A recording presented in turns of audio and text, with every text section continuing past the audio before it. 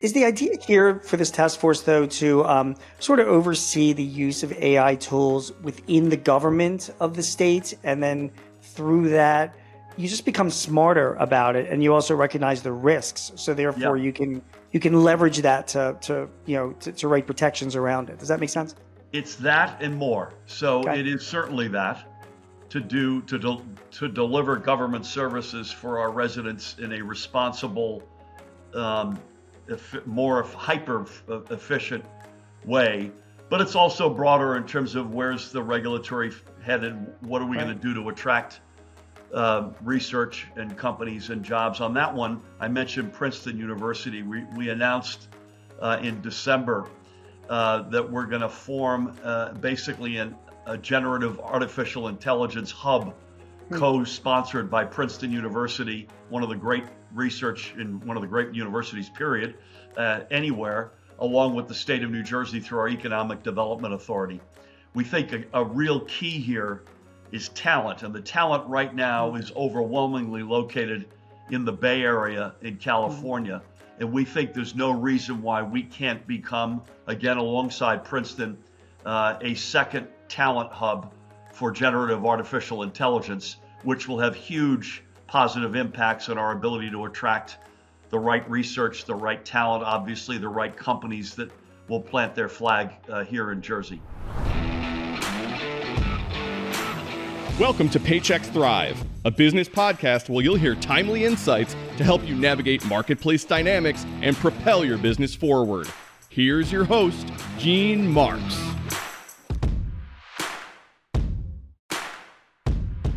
Hey everybody, it's Gene Marks, and welcome back to another episode of the Paychex THRIVE podcast. We have a very, very special guest here, the governor of New Jersey, Phil Murphy, who we are, have something in common in the sense that I do have a house in New Jersey, so I do pay taxes to you, Governor. I want to be on record of that, although I do live in Philadelphia.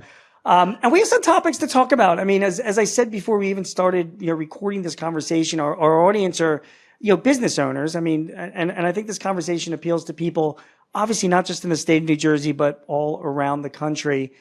You have made some announcements and some initiatives regarding AI. And so let's talk a little bit about that. First of all, have you played at all with ChatGPT or any AI tools?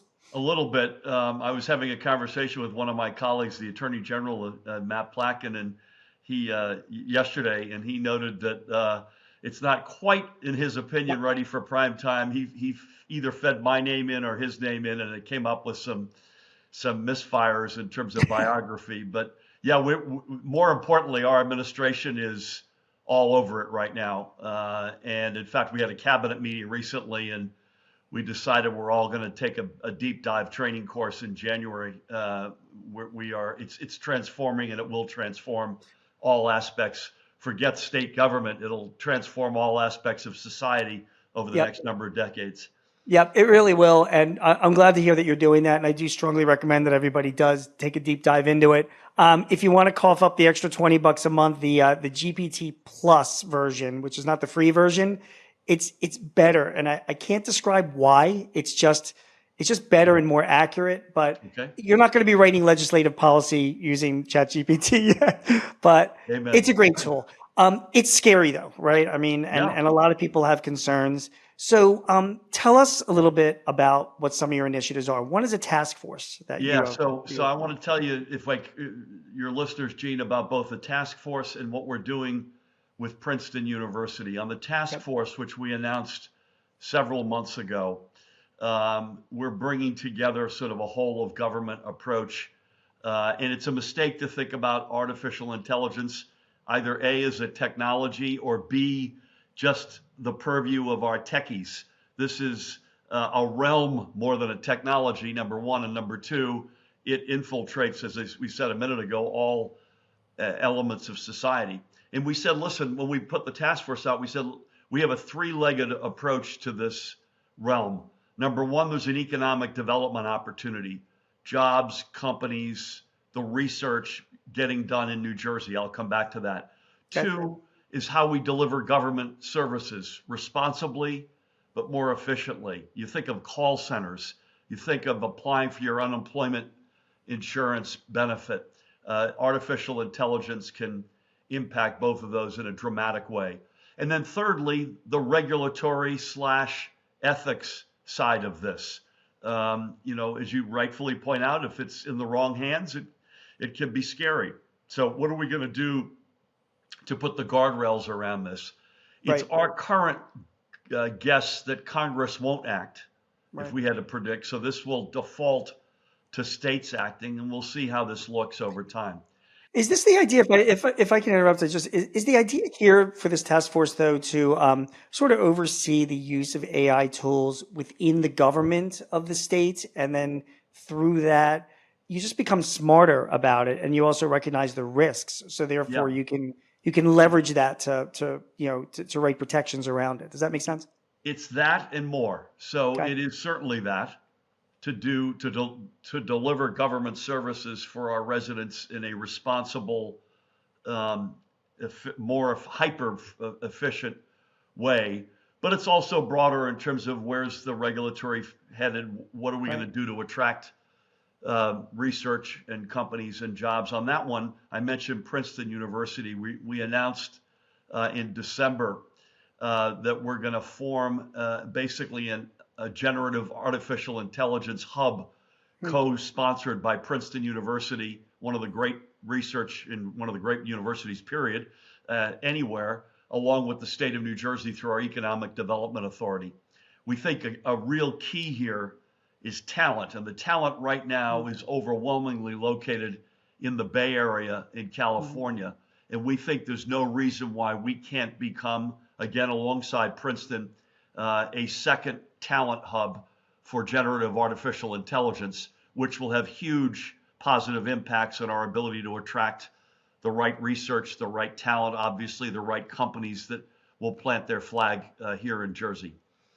So lots of questions about this. So back to that talent, to the intelligence hub. So what will be the role of the government in this? Are you providing funding? Are you providing other resources, or merely guidance? Yeah, What we're would the government providing, as they say, we have skin in the game. To Yeah. be determined what that specifically looks like, but this is not the first hub that we've formed. We've got a big one getting built out in New Brunswick. We'll have another one in Jersey City, another one soon, I think, in Hoboken, with different, one in Newark with different approaches. But if you look at our prior investments through the Economic Development Authority, they tend to be in the $20 to $25 million range. So we're putting real money in this, as will Princeton. And this will be, under the theory, in this realm, we don't know what we don't know. Right. Its charter, if you will be very much wide open. Right. One other thing I'd say, Gene, is we along with Princeton announced that we'll have a kickoff symposium on April 11th on campus at Princeton University, all around this hub and the formation and where this is going forward. Is when you talk about hubs, are we talking about actual physical structures, like you will be building buildings to house this, or is it more resources to help fund startups and research? No, it'll be, I think it's fair to say it'll ultimately be bricks and mortar, temporary headquarters either on or near the Princeton campus to begin with, but I would be surprised if this does not turn into a newly constructed entity down the road. We definitely, both Princeton and I think, want to put a bright light and stark relief around this, that this is its own entity. It'll feed on all aspects of Princeton's storied schools and departments, as it will, just as it will on all aspects of state government and society, but it'll be its own entity. Governor, this is great stuff, right? I mean, it really is good. And it's nice to see you take initiatives on this. Is this based on any other states? Like, are you working with any other, of your colleagues that are running states that are doing something similar, or is New Jersey one of the first to do something like this? I think we're one of the first, Gene. I mean, I mentioned the Bay Area to give you an idea how dominant this is. Since 2019, venture capital money into artificial intelligence and how that broke down geographically.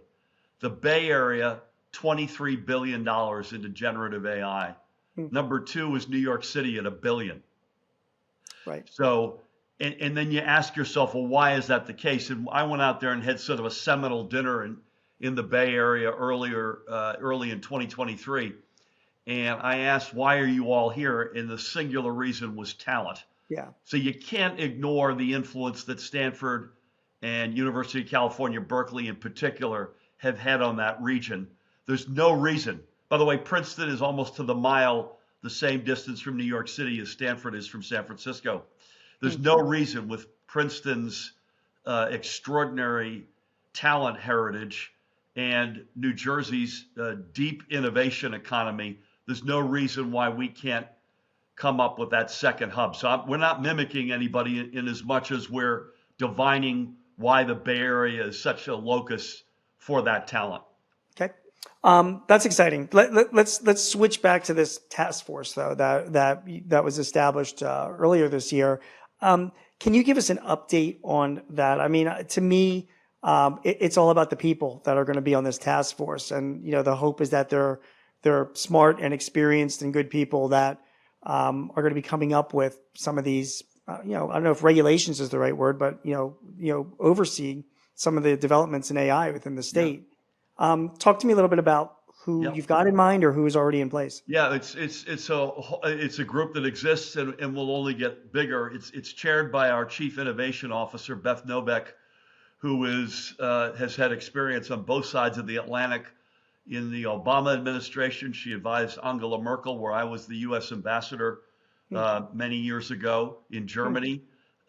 She's been in my administration from day one. She's a renowned expert in innovation and increasingly in generative artificial intelligence.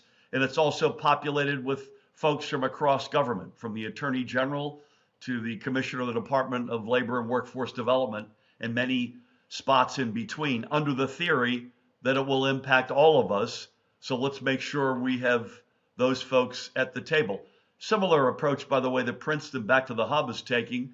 It's wide open in terms of the schools that will have some amount of involvement in this hub, because again, big mistake to think of this as just the purview of the techies.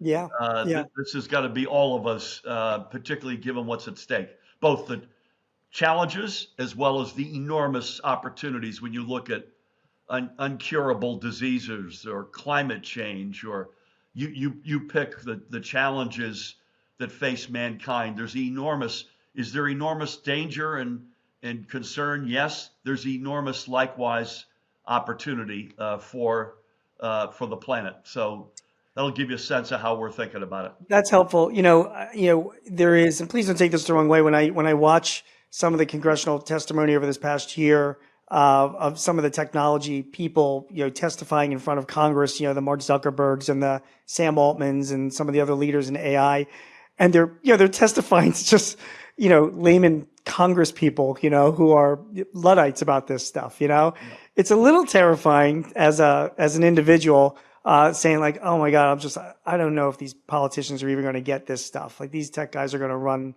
all around them.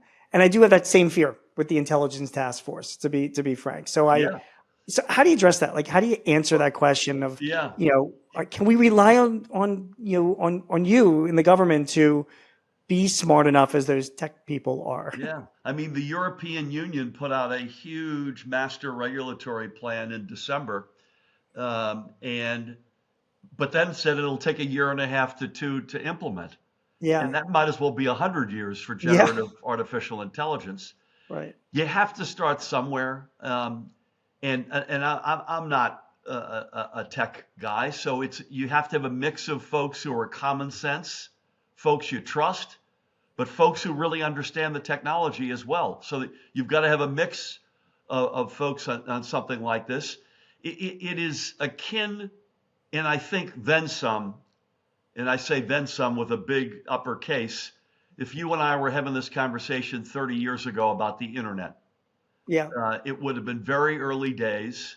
Yep. And I'll speak for myself, Gene. I don't want to splash any mud on you. I wouldn't have known what I didn't know. Of course. Yeah. And so that's something where you've got to, that requires you to have the right mix of people, including the folks who understand the technology, but also the folks who understand the implications of that technology. And that's what we're striving for.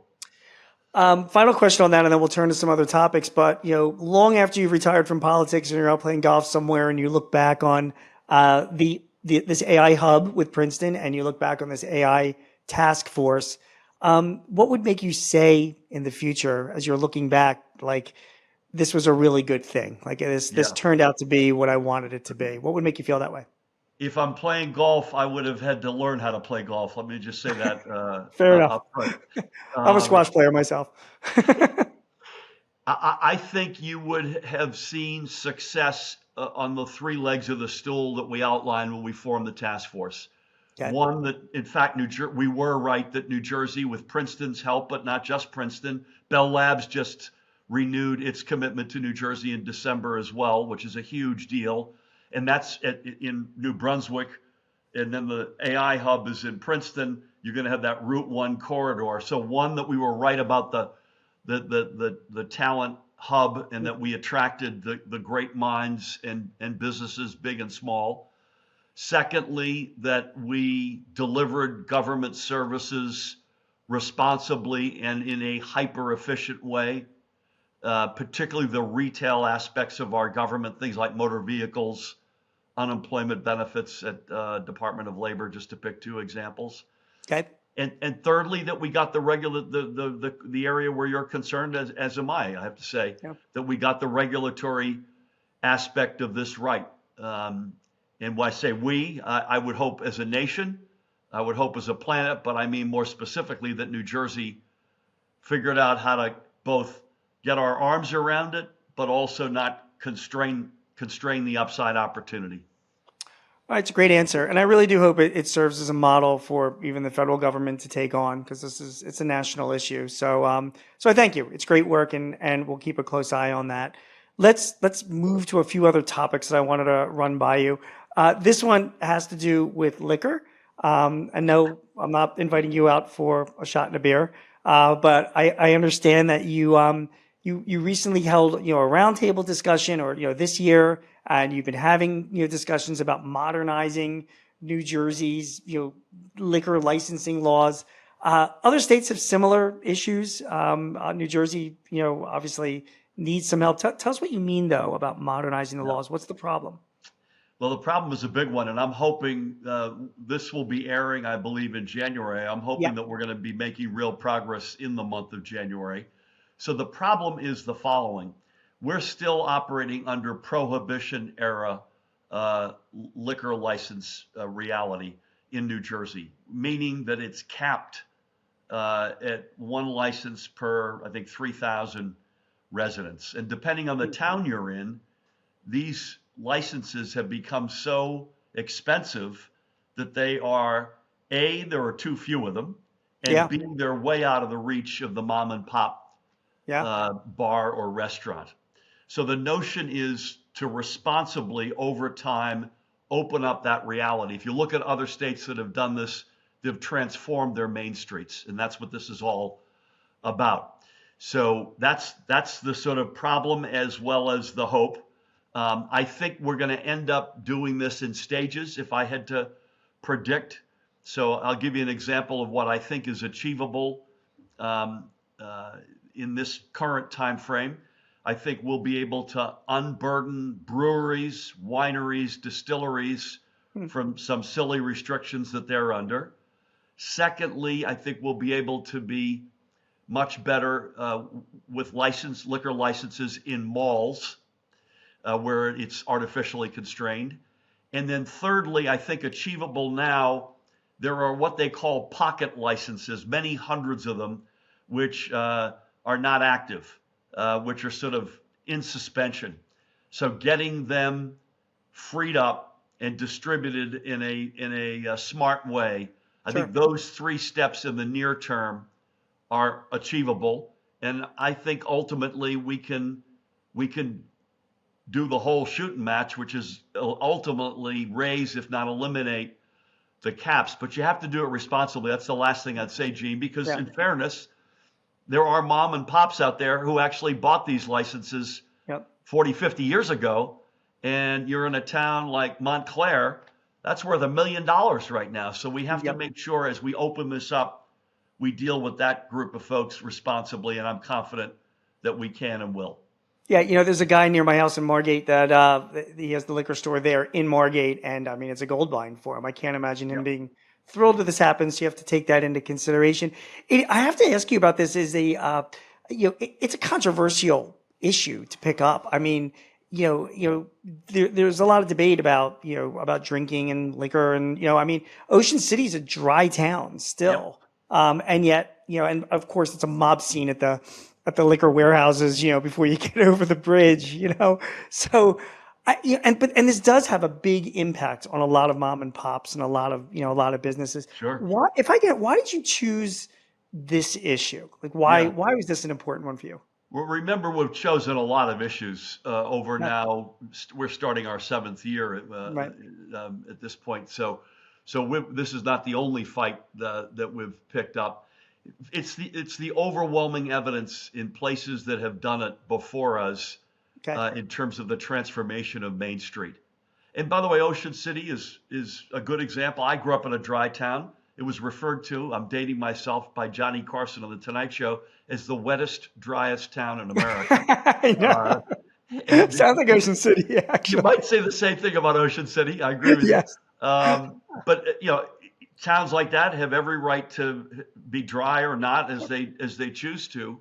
But we're artificially holding back main streets around the state. We are the quintessential small town state. We've got 565 municipalities spread across 9.3 million people. Our biggest town, Newark, has 330,000 people. So we're very much not like New York with New York City or Massachusetts with Boston.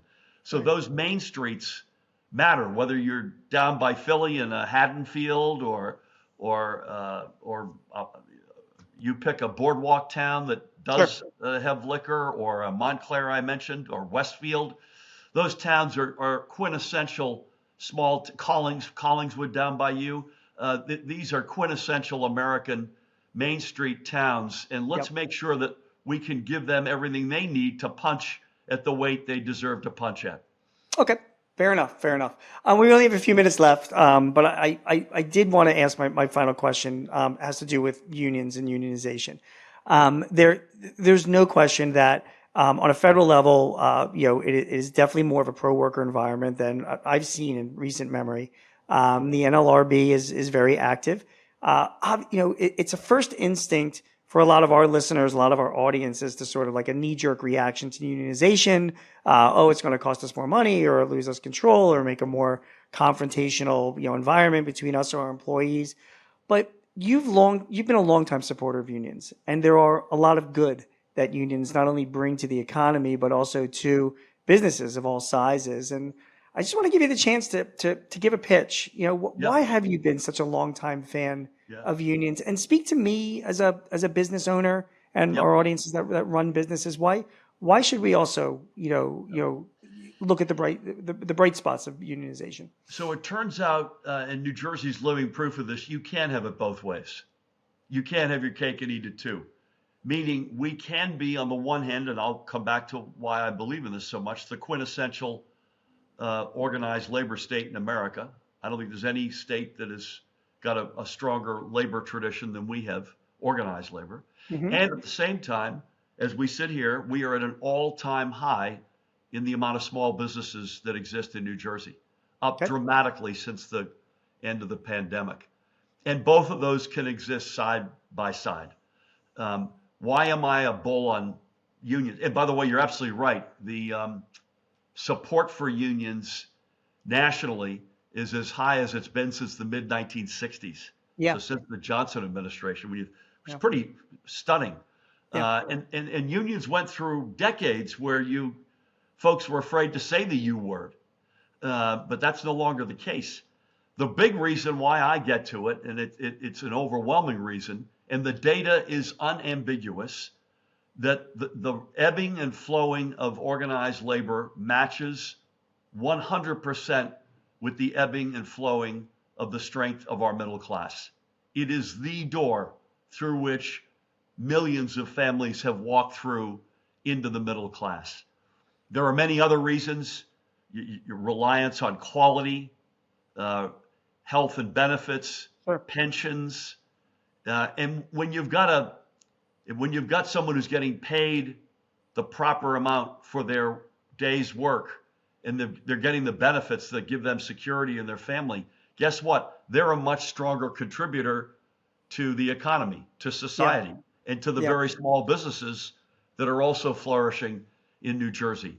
So you can have it both ways. And by the way, folks know this, there are different types of union. There are the public sector unions, there are the service unions, there are the building trades.